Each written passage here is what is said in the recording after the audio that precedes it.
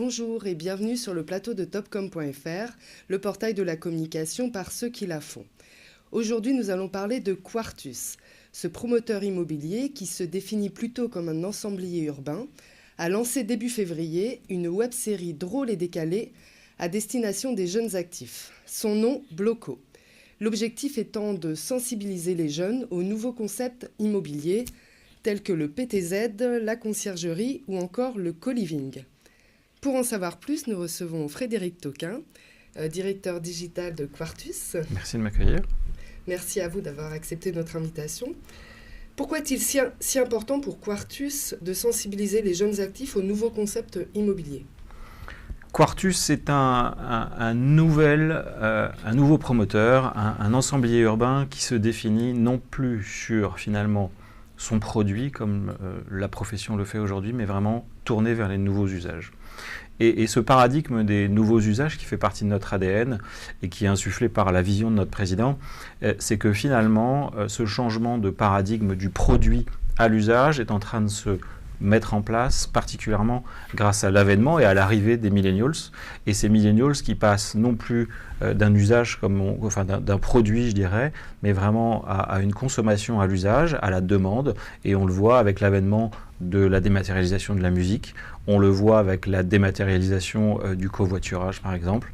Et donc l'immobilier, qui est aujourd'hui concrètement un métier tourné autour du produit, est en train ou va vivre ce paradigme. Et c'est pour ça que Quartus installe finalement ces nouveaux codes, essaye d'installer et s'installe sur ce territoire pour le préempter avec les millennials, pour se différencier finalement et installer ses usages avec cette nouvelle cible qui sont nos consommateurs de demain.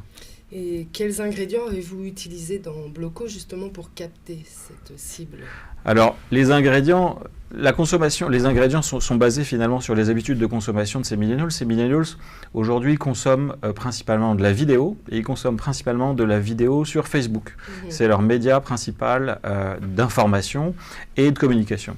Donc, la réflexion que nous avons menée, c'est finalement basé sur ces principes et en croisant ces éléments avec notre ADN, comment est-ce qu'on pouvait faire matcher ces deux ingrédients et donc créer une web-série assemblée finalement assez naturelle et assez simple. Donc des ingrédients, je dirais la vidéo dont je vous ai parlé tout à l'heure, l'utilisation des réseaux sociaux, la viralité, même si elle ne se décrète pas, tout le monde essaye de faire du contenu viral, mais en tout cas, l'objectif était quand même de baser ceci sur l'humour et avec une série décalée. Alors Bloco est bien sûr une parodie de Bloqué, qui est une web-série bien connue des millennials. Et donc, en reprenant tous ces éléments, il est venu assez naturellement à notre esprit de créer une web-série.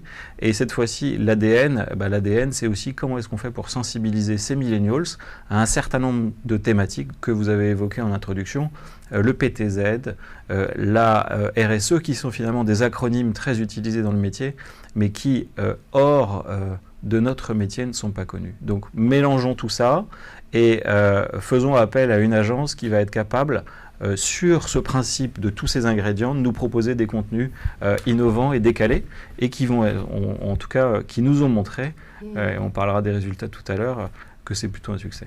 Et à propos de l'agence, vous avez travaillé avec l'agence Successive. C'est ça. Comment s'est déroulée la collaboration ? Elle a été très fluide.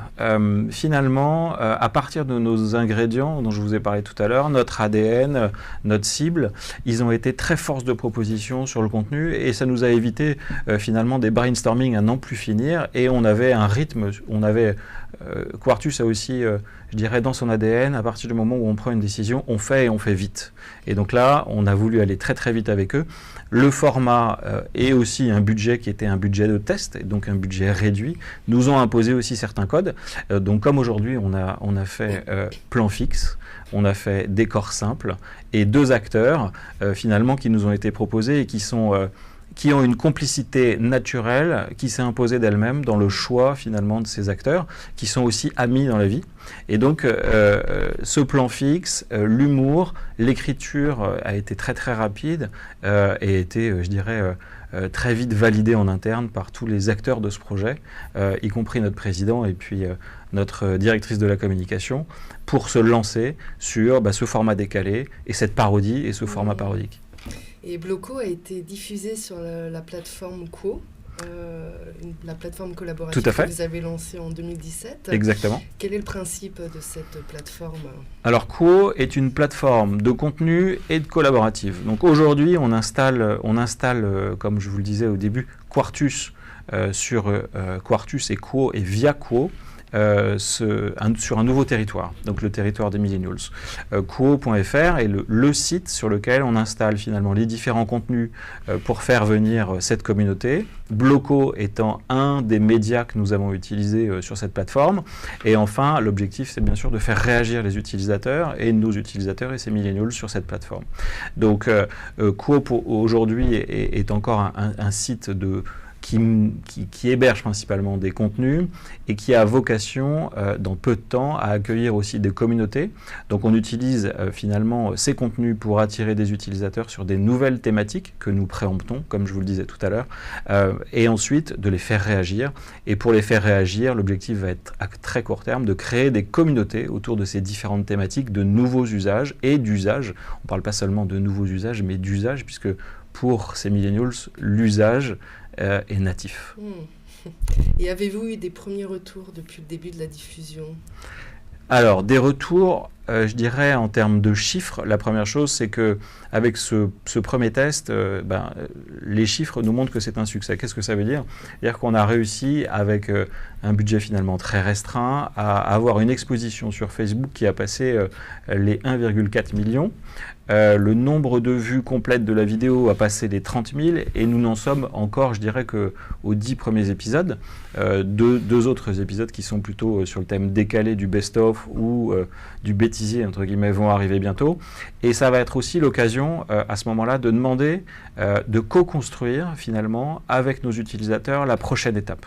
La prochaine étape, c'est de réitérer, peut-être pas sous ce format. On a appris également, finalement, que on était sur un format de 2 minutes et que 2 minutes c'est un peu trop long pour ces millennials. Donc on va réduire probablement ce format pour être plus péchu, comme je dirais, en tout cas plus adapté par rapport à cette cible. Et donc finalement les 2 prochains épisodes vont être aussi l'occasion de demander à nos utilisateurs qu'est-ce qu'ils attendent pour les prochains, quelles sont les thématiques qu'ils souhaiteraient voir abordées, de façon à finalement construire avec eux les prochains épisodes. D'accord, eh bien merci Frédéric Toquin d'être venu nous parler de Bloco et à bientôt sur le plateau de Topcom.fr.